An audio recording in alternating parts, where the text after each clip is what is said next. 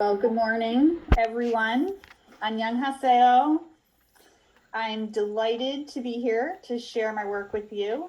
Today, I'll be talking about bringing a justice orientation to K-12 STEM teaching and learning. And I just want to thank you for being here. I'd like to start off with a set of quotes, all made by youth of color in the middle grades and in high school here in the United States. And I want to ask you to think about what the youth are saying about their welcomeness or about their belonging in schooling and in STEM and why. So here's from Sana. When you walk into some classrooms, you feel they don't want you here. Teachers care, but they do not care about the community all the time. We go outside in our time and find places where we can go do science or engineering for our communities. School doesn't know how to do that. School doesn't know that we do that. We need to tell our teachers how we do it. We've got to help them. The racist stereotype is that Black people are not listening to science, but that is not true. Maybe it's the other way around, like science is not listening to us. I just wish that people could see what I could do, like what I am doing at home, making homemade hand sanitizer, making masks, caring for my elders. I don't want to act white. I don't want people to tell me I'm not white enough. I want you to know how I feel as a young Black girl in America and in STEM. I want to feel that I can be me in STEM and that I can be celebrated. Last quote. Hi, Mr. B. This is your student Quentin, the first one in the second row. I'm going to tell you about things that we should do in science. I do things out of school and out of my after-school STEM club that involve science. I went door to door and asked adults if they use CFL lights. The majority of adults do not use CFL lights. I try to decrease the amount of people who use incandescent lights. I did it on Wainwright Ave, and I did it because people's bills are up, because they're just using incandescent lights. But it's not so much for energy that I get attention in school, but for being a smart aleck. And so what are you saying about their welcomeness or belonging in schooling and in STEM and why? Well, youth are saying that they're invisible in school. They're made missing despite their embodied presence. This is Quentin, the first one in the second row. They're saying that they're noticed for their deficits and not their strengths. They're noticed for their hopes, their fears, their dreams. Their hopes, their fears, their dreams, and their worries are not a part of teaching and learning science, at least explicitly. Their community science expertise is not noticed and perhaps not even valued in schools. They have limited opportunities to have ownership over materials and activities, and they're not recognized for who they are and what they want to know. They have to be white to be acknowledged. They have to fight stereotypes on their own. And so while some of what the youth have been saying to us in these 4 quotes, but over years in schooling, at least in the States, could be addressed by this focus on equity as inclusion, that is, by providing high quality opportunities for all students, the youth's comments also push us on the boundaries of inclusion. And as we just noted, some of the considerations that youth point to relate to how they're legitimately welcomed in schooling and science or not. And so I want to share with you tonight, this morning, my thinking about why we need to move beyond inclusion as our goal and why rightful presence should be our goal when we think about justice in science, teaching, and learning. So to do this, I want to spend just a couple minutes with you thinking about what I really mean when I say the limits of inclusion. So I think we can all agree that all students deserve high quality opportunities for STEM learning experiences, where students have opportunities to engage with challenging ideas disciplinary specific practices and activities where all students are valued as contributing members to the learning community. These are the basic rights that all students deserve.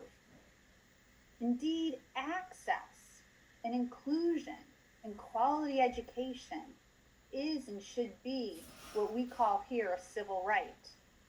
However, we have to think about how these rights are extended and enacted can make a difference in whether or not a student is welcomed as a fully legitimate member of the learning community.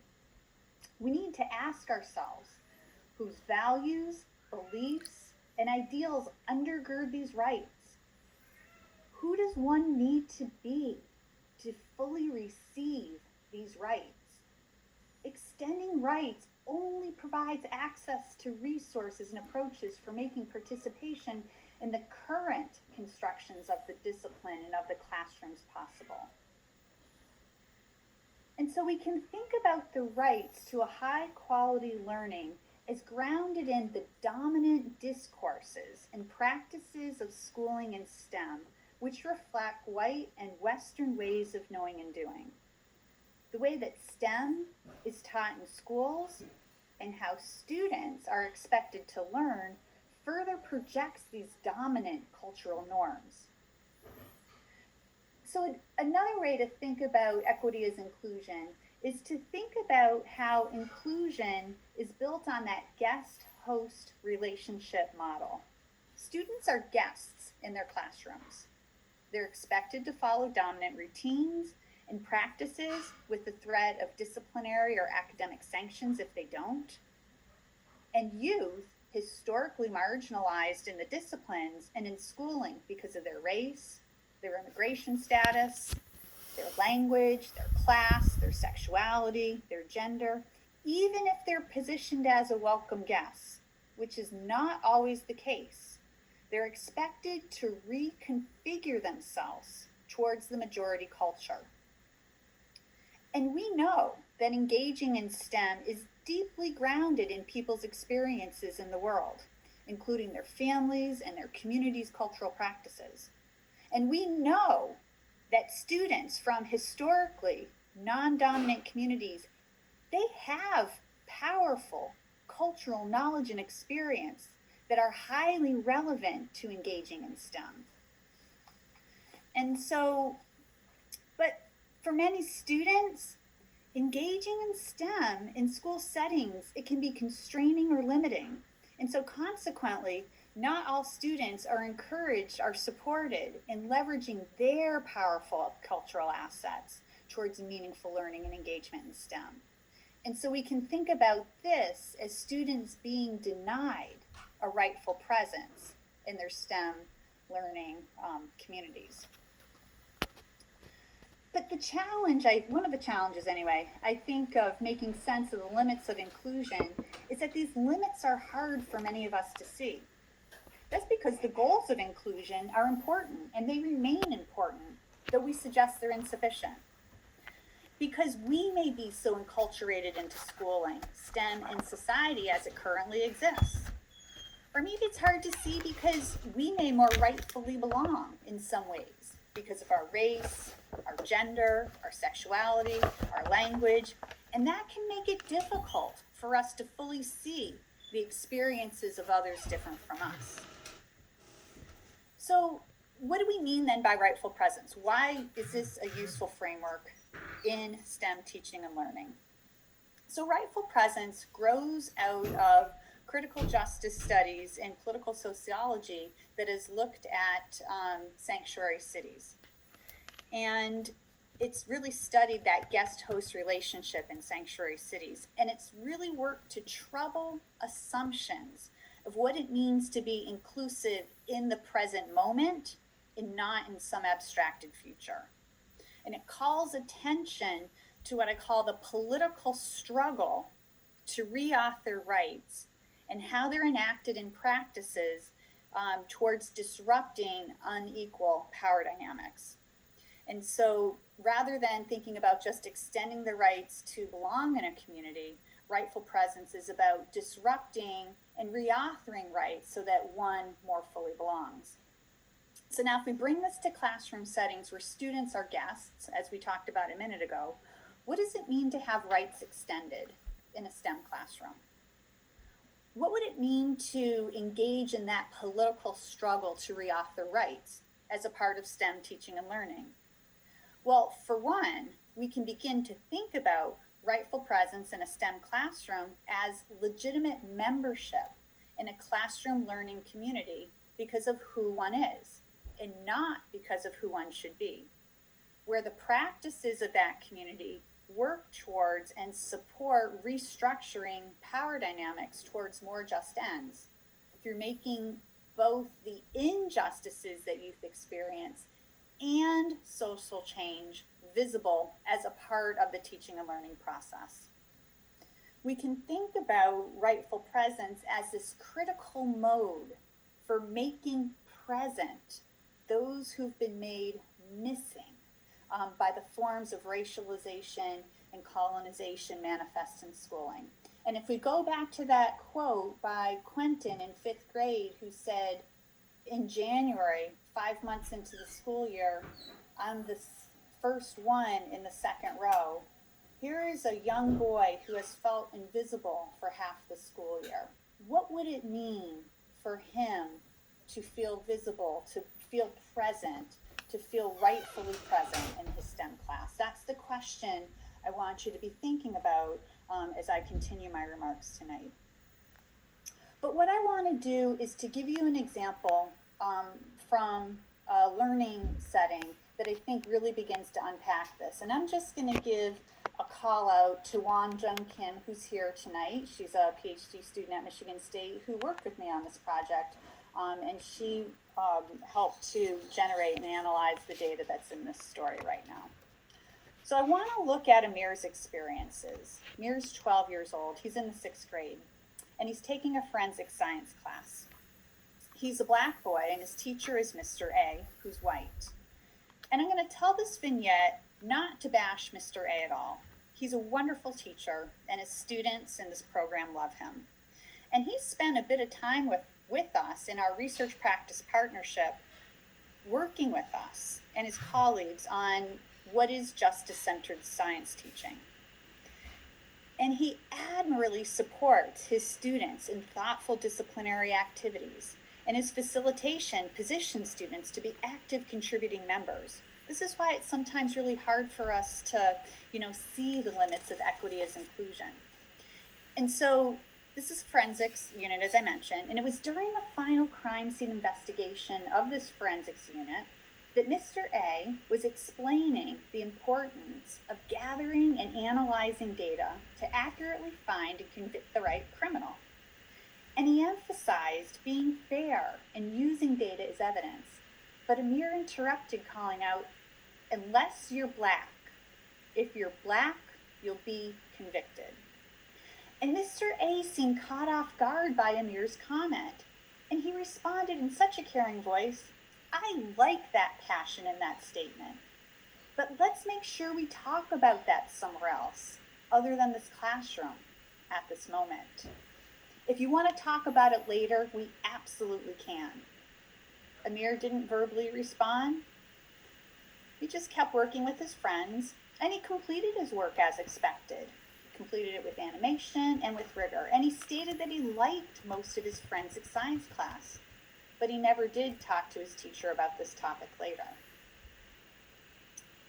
But Mr. A knew in that moment that moment was important.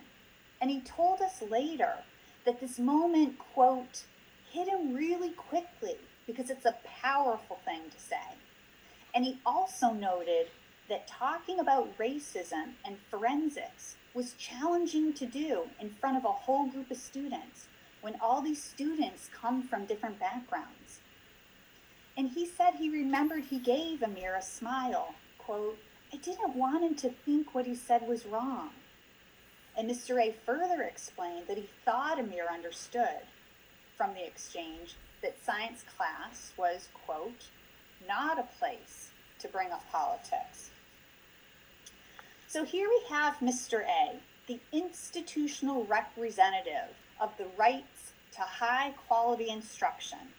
And he welcomed Amir. He extended those rights to Amir, but he was unwilling in that moment to engage with Amir, to reauthor such rights in his learning community, even when Amir's comment put these rights in tension with the political struggle of being Black in a white-dominated space of the criminal injustice system in the United States and in STEM.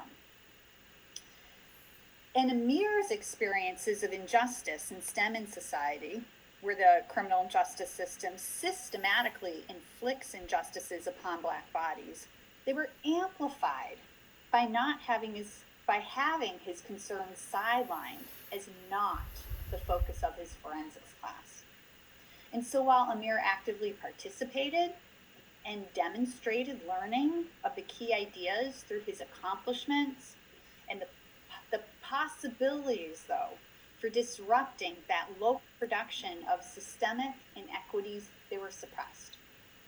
And so the extension of rights to participate in this case still invalidated legitimized discussions of how the norms governing forensic science are racialized.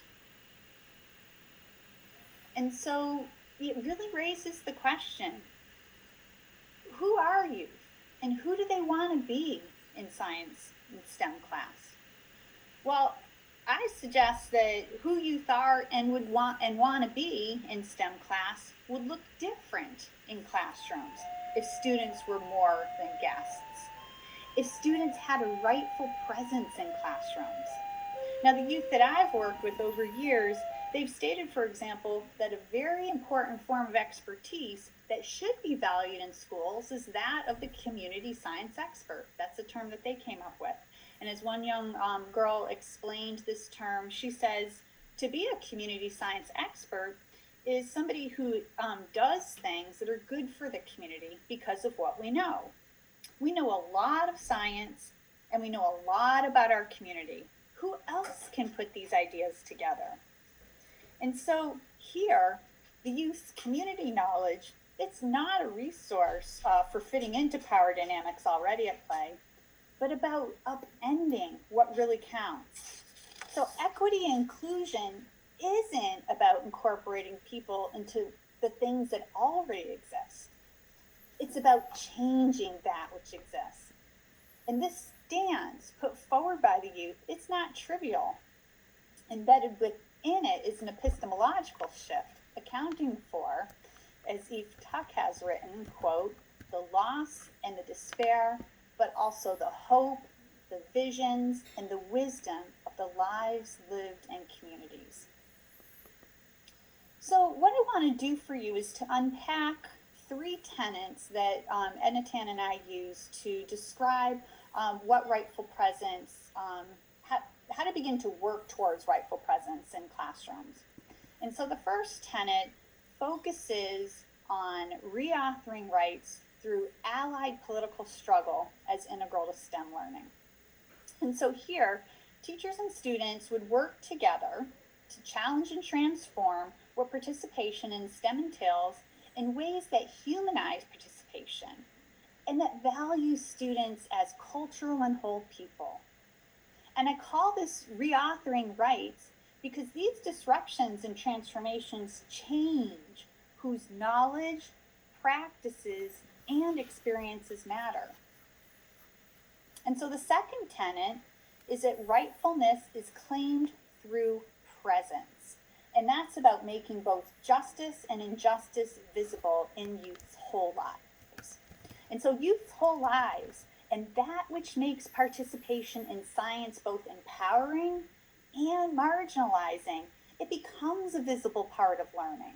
It becomes the stuff which makes upon which meaningful learning is built. So think about the example with Amir. Amir's identity as a Black boy and his community's experiences with policing, it is a part of his experiences in forensic science, whether we teach it that way or not. And so We can think about this also as making the work of justice happen in the here and now, as in this moment, in this classroom, and not in some abstracted future. And so third tenet is the collective disruption of guest-host classroom relationalities, amplifying the socio-political. And so here we're thinking about the responsibility for the disruption and transformation. It's borne by all members of the learning community, teachers and students alike, not just borne by those who've been marginalized. It's not the responsibility of Amir, of Quentin, or Jasmine, but it's of the community. And so this kind of power sharing is important because it helps to create new and different spaces for making visible youth lives, as noted in tenet 2. And so taken together, these three tenets might sound a bit daunting, but I think we can find some hope in looking at how our partner teachers have worked towards a more rightful presence in their classrooms by being co-learners with their students and by actively planning and designing for such. So what I want to do right now is to share with you another example where rightful presence is a little bit more evident. And so this is also during a forensics unit. And in this unit, this is taught by a teacher, Miss B. And so during this was a lesson on fingerprinting. And so during this lesson on fingerprinting, two girls, Monica and Cassie, were lifting each other's fingerprints onto their FBI cards as guided by the activity. And after completing the task, Monica got up and tapped the desk loudly 3 times for everybody to hear and says, "I am the judge. You are guilty. Cassie, you are guilty. We saw your fingerprints at the crime scene." And Cassie, looking surprised and confused, stated, "No, that room in the crime scene is my room. I have a lot of fingerprints in there." Ignoring Cassie, Monica started telling a story in which Cassie might have committed the crime. And so now another youth, all 3 of these girls are Black, and that's important in this story. Chloe, looking over at Cassie, was becoming increasingly upset by Monica's activity. And so Chloe walks over and she asks Monica to offer reasons for Cassie's guilt based on the actual evidence. And after listening, Chloe further explained, "No, that is not evidence. That is just what you say. We need evidence. Before then, she's not guilty." So other youth started to jump in. This was an impromptu role play, and other youth began to jump in to this impromptu role play. For example, one youth joined in to support Cassie as Cassie's neighbor, who could attest to her alibi. Another jumped in explaining they were a juror and they wished to see full evidence. And pretty soon, the whole class was watching. So Miss B recognized the significance of this impromptu role play and used this moment essentially to really put a pause on the fingerprinting activity, to engage the youth in critical dialogue on what it meant to make careful evidence-based decisions, and why it was important to determine somebody's guilt or innocence, to ask them to consider why racial equity mattered in this conversation. And then after listening and getting students' ideas and questions, concerns, and opinions, she helped the youth, the whole class, organize around a courtroom scene where all the youth were involved as either witnesses or members of the jury. And as youth planned this role play, Cassie became much more visibly and audibly engaged in the activity, much more physically animated. And so here we see Miss B centering the fears and the concerns of the youth of color by recognizing the tension inherent in the girls' initial impromptu role play. In pausing that moment to talk in more detail about what it meant to use scientific evidence in a trial, including how that process is political, and extending the role play to encourage all youth as jury members and courtroom visitors, Miss B began to legitimize Cassie's and Chloe's efforts to reposition the activity as an exploration of socio-scientific justice and forensics. And in so doing, she began to open, even though she didn't design for it, she, in pausing in that moment, she began to respond to youth's bid to be more rightfully present in that space. And I'd like to share this case because it really shows how educators, teachers can be responsive when they notice youth bids for a more rightful presence. And so in this case, Miss B, like Mr. A, had been working with us for years in our research practice partnerships to engage in critical reflection on practice. And one of the things we had been focusing on in our partnership had been to think about different justice-oriented teaching strategies that would help teachers to be more attuned to youth lives, to be more attuned to these bids. And so, some of the reflection questions that we had used together included things like, how are students welcomed as legitimate, contributing, fully human members of a learning community because of who one is and not who they should be? What forms of knowledge and practice are valued in the classroom as a part of science learning and science practice? When are students' cultural knowledge and practices less visible, less human, or less welcomed in your classroom? How and why? And so engaging in these kind of reflective conversations to both plan for practice, but to debrief on practice, we think really opens up possibilities for noticing those moments when you bid for a more rightful presence and responding in ways that open up that space. But I'm really interested in thinking through, how do we design for it? Because like I said, it is not the young people's responsibility to have to create those opportunities for rightful presence. We as educators and as researchers bear that responsibility too. So how do we design for it? How do we build it into our practice to begin with?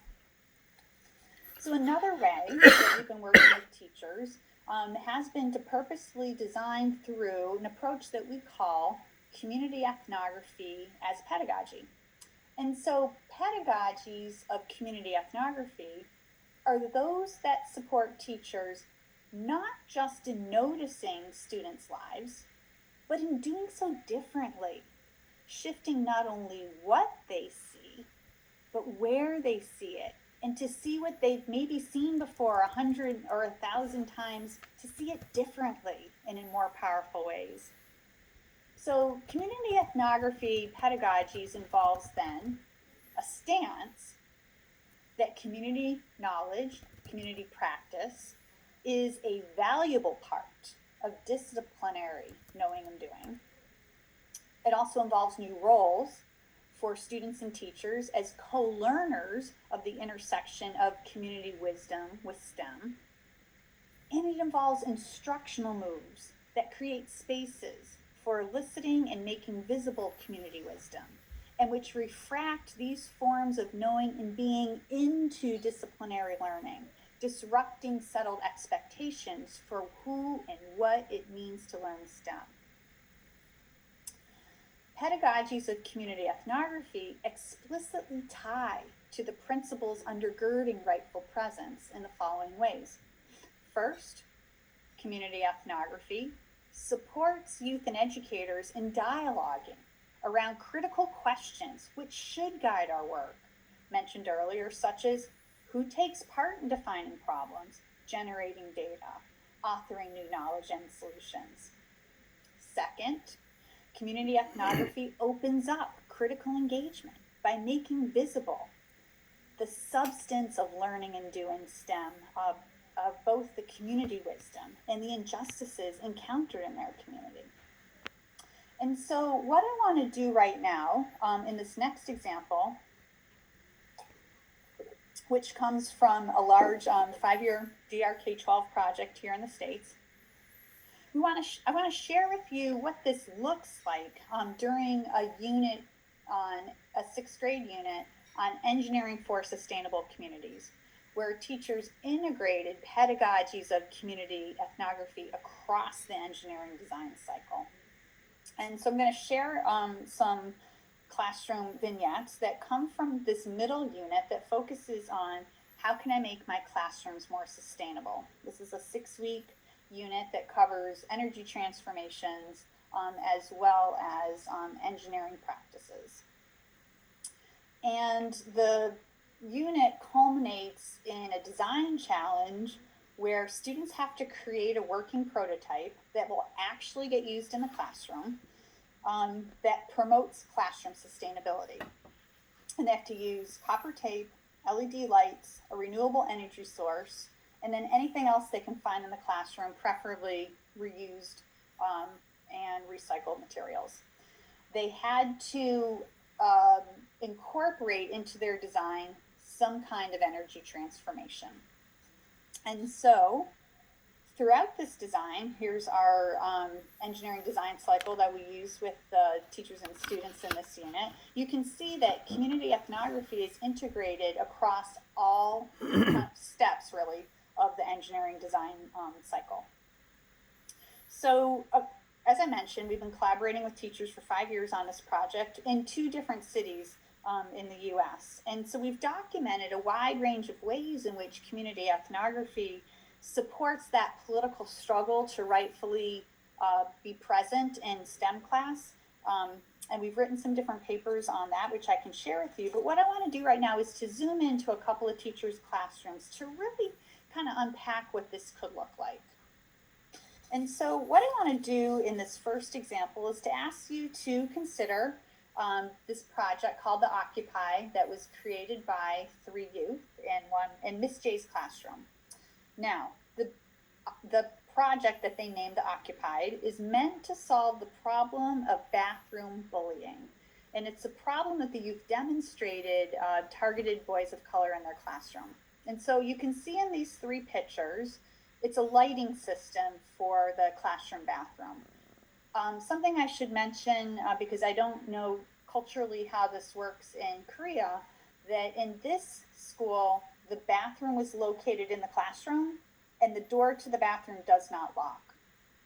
So what often happened was, you know, the classroom rule is that you knock and you listen, you hear somebody's in there. If you don't hear anybody, you kind of slowly peek in, and if nobody's in there, you can go on and use the bathroom. But as you can imagine, 6th graders often abused this rule. And so what they did was they created the Occupied. It uses a solar panel, which you can see, you can't even tell where I'm pointing. If you look at the picture on the far right, you see a solar panel on the wall. When you go into the bathroom and you flip the switch to the light in the bathroom, it activates the solar panel, which is then connected to 3 LED lights with copper tape that are affixed on the wall outside the bathroom. And so when you're in the bathroom and you turn on the lights, people can see that you're in there because those LED lights are on. Okay, hopefully that makes sense. And so as Meg, one of the team members, said, sometimes kids make a mistake. We want to stop the kids who are doing this on purpose and then spread rumors about the bargains. When the lights are on, people will know not to come in, and we have this sign for a reference. Mateo, another group member, said, Thomas got walked in on twice. Now he never goes to the bathroom during the day. In the 6th grade hallways, they make up rumors. It's ridiculous. Mateo also said, we call it the Occupied because it's supposed to show you when the bathroom's occupied. I think it's a good problem to solve. I think it will help our community, especially the boys. The girls usually have somebody to watch the door, but a lot of us boys don't. So what I'd like to do is to have the youth, they made a video explaining their project, and I would like for them to share in their own words with you.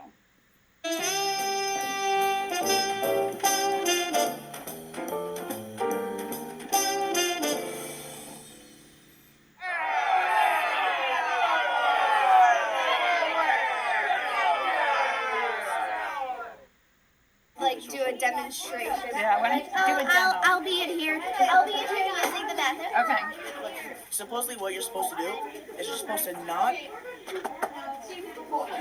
like somebody would answer, or you would slowly open up the door.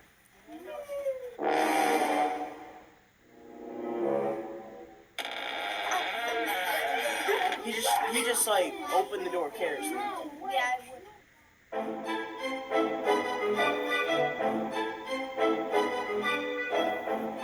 Why it is a problem is because Embarrassment. that's another one, and like people will start trends around the school, like in this like in the 6th Street hallway. They'll be like, They'll, oh my gosh, they'll either blah, make blah, up blah. it's either that or they make up rumors. It's ridiculous, and so we wanted to try to stop or prevent that from happening. So we just thought like that's a really big problem because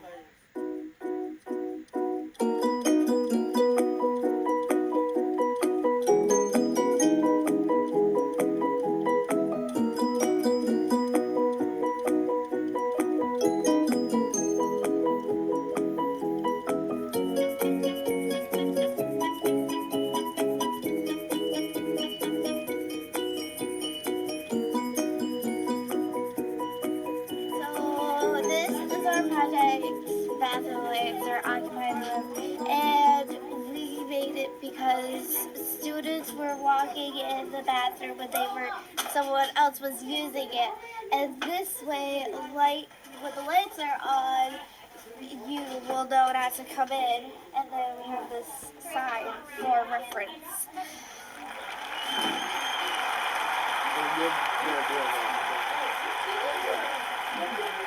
Okay, so now let's show here. Okay, so we have our solar panel right here that's taped to the wall, and the light is making the energy come through. just to make sure, and I'm just letting you know, this duct tape doesn't rip off any paint. Yeah.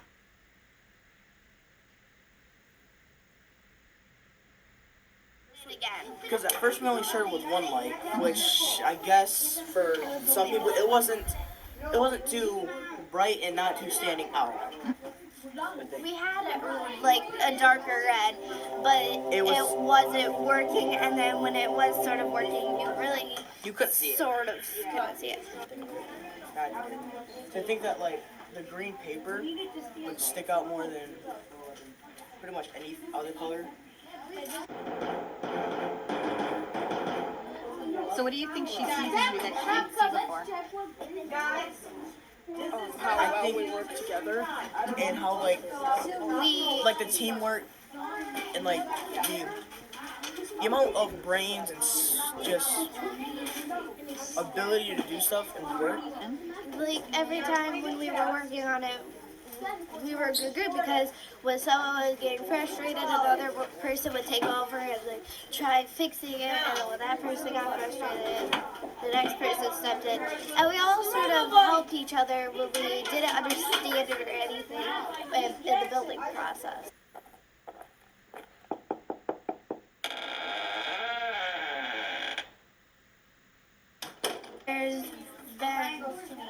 It's been a couple of weeks since the last time someone got walked in.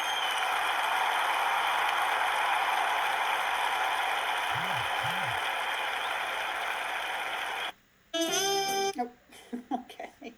And so, as we saw in that video, with some teacher support, students studied this bathroom problem by conducting, then analyzing surveys and interviews and observations in their school as a part of STEM class. And they used these data to design a way to implement their lighting system so that it could affect change. And so we think that, using community ethnography data across the engineering design cycle really supported youth's more rightful presence, because these data became public epistemic resources that made youth's lives visible and the possibilities for social change visible and important. And so when students modeled these data through the charts they made, the graphs, the bubble maps, it created these spaces for new hybrid discourses to emerge as a legitimate part of what it meant to engage in STEM. These discourses integrated STEM knowledge and knowledge of the needs of the community. So, for example, in referencing their observations and mapping them onto the survey data, Mateo pointed out that kids barged in a lot in the classroom and in the bathroom. And he stated, it got us thinking about how the bathroom was a real problem. The group then conducted further observations and interviews to learn more about how the problem played out across different places in the school. And another thing that we think is really important is that the community ethnography became a space for their teacher to learn more about how her classroom operated as well. As she said, having the ethnography and the survey and putting it in the spotlight, their interests and everyday concerns, I was surprised. This project, and I was not sure they could get it done, it's actually changing my classroom. I'm just going to share one more this example, and this one's shorter, and it focuses on the limbo stick. And this was designed by 3 students in another teacher's classroom, Miss Kay's classroom, and they identified the lack of fun as the biggest classroom sustainability concern for everyone they surveyed, but especially for the kids. And so a lack of fun for these youth actually directly referenced unequal power dynamics and its connection to learning. And we think that's really important. So for example, one of the youth in the group said, when kids are not having fun, they get bored. They fall asleep and they don't do their homework. They then get bad grades and then they get tracked into lower classes. Another youth said, students, when they don't have fun, they make their own fun when there's not enough school sanctioned fun, and then they get in trouble and then lose opportunities for fun. So this kind of vicious cycle of what happens when there's no fun. And so their solution was a light up limbo stick because, as they said, quote, everybody likes to limbo. They have never limboed at school. One participant that they interviewed suggested limbo could be a good solution to the lack of fun. And they also noticed that kids only went to recess once a day at the most, so they wanted to have more movement breaks. Excuse me, and the light up limbo stick, as you can see on the picture, on the right-hand side, is a meter stick that had 60 LED lights affixed to it, and it was powered by a hand crank generator. Well, one iteration had 60, and I think they cut it back to about 18. And so this is what Annalay said about their design work. I think they'd be probably surprised because I'm younger and I made this and it really does work. And so if they found out I made it, they would be like, oh my gosh, because I made it with my group and it was actually pretty hard to do. So I think they'd be surprised. Yeah.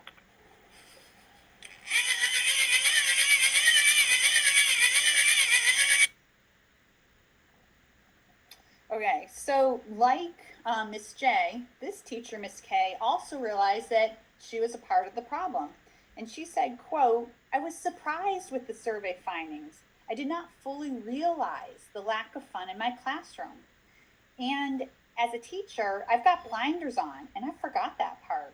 So when we were able to have that discussion, and they wanted to do things in the classroom that would make it fun to be, recognized, and also, I think part of the fun was actually making it. So across these 2 different examples and others that we write about, we think we begin to see glimpses of how community ethnography begins to support young people's more rightful presence in STEM class. So, in these cases, allied political struggle required teachers to recognize that they were not the sole expert, that they needed to learn with and from their students.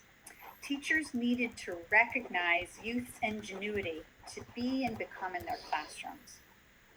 And further, by grounding engineering design in students' meaning-making of community data, teachers open themselves up to renegotiating the values, the discourses, the practices which undergirded what it might mean to rightfully belong in STEM. students had the space to introduce discourses of bullying and a lack of fun as legitimate part of STEM class, as epistemological dimensions to learning and doing engineering. And these discourses became central to what it meant to learn and be an expert in STEM.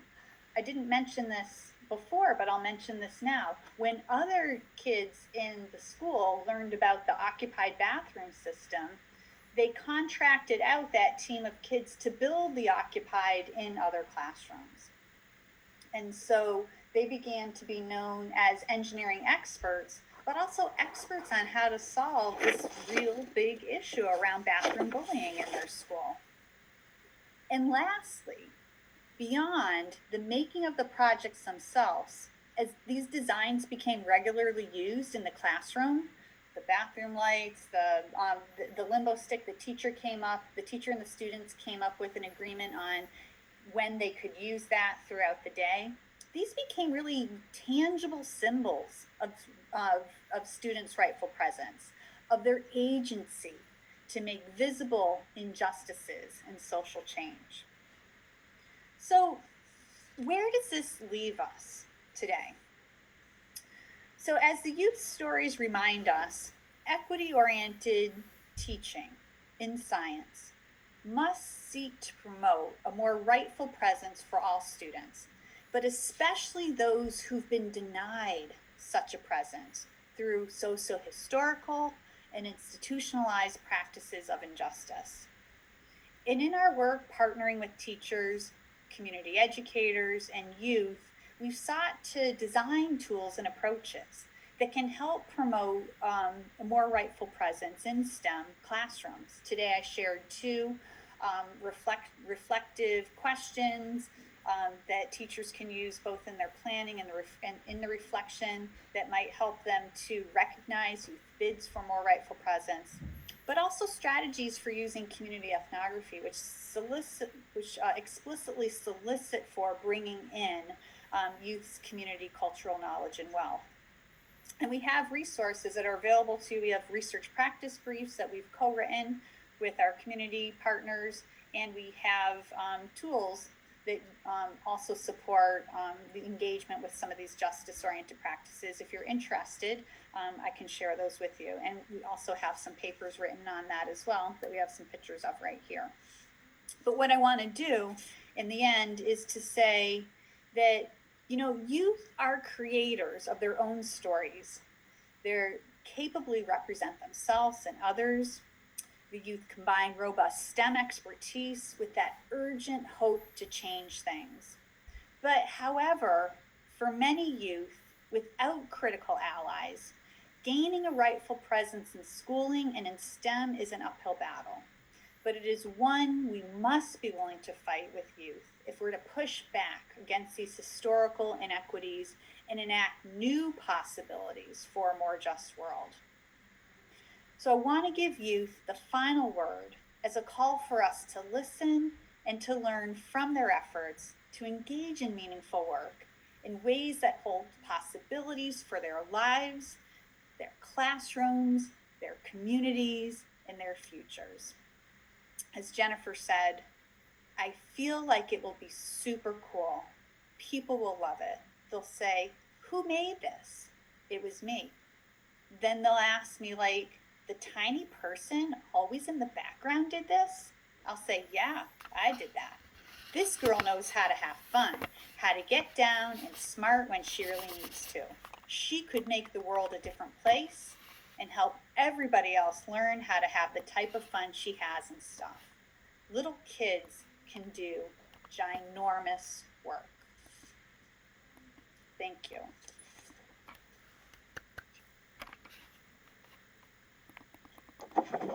Okay, thank you for a wonderful talk. So, are there any questions from the floor?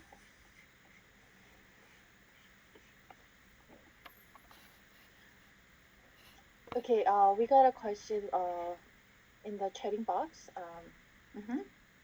Kim Jong-up asked questions. It's very impressive that the student used their community knowledge to solve bathroom problems and made themselves visible.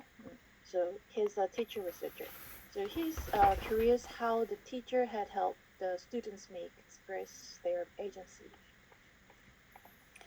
Yeah, thank you for your question. I think it's a really great question. In that, in the project focused on engineering for sustainable communities, we worked with the teachers to support students in developing surveys that began to ask questions around what their classmates, what other kids and adults in the schools, and what community members thought were some of the sustainability concerns that mattered. And when we have, as part of the curriculum, tools that help kids to analyze these data from, in a disaggregated way. So they'll look at what do the overall patterns in the data tell us. Then if we break it down by kids and adults, what do those patterns tell us? If we break it down by in school and out of school, what do those patterns tell us? And we found that these different ways of working with young people to represent data actually helped to bring out their agency, because they began to see that some of their concerns and their worries that they had as an individual person and maybe were afraid to say out loud. Like, there are some kids who might say out loud to their 6th grade teacher, "This class is boring. I'm not having any fun." But a lot of kids won't say that, especially kids who are worried about their grades. But if they are documenting that 75% of all the kids we surveyed said school is not fun, then it makes their experience something that's bigger than themselves. It helps them to begin to see 자기야, that their 전화. experiences are part of a collective community set of experiences. 자기야, And when they can draw 전화. upon that collective community data as evidence for, what the collective community identifies as a problem, then you have kind of like a scientific way to begin to talk about what some of these issues are. And it takes the onus of responsibility outside of the student and puts it within the broader whole. And I think that's been a really productive way to support young people in being able to articulate the kinds of really injustices that they were experiencing that they could actually then use engineering to design for. And one of the things that has been so interesting for us along this point has been, well, how will teachers respond if students are identifying classrooms are not fun? If students are identifying that they're being bullied in the classroom? The Miss J, that was where the classroom where the occupied was, she was been teaching for 30 years. She's a fantastic teacher. Everybody loves her. She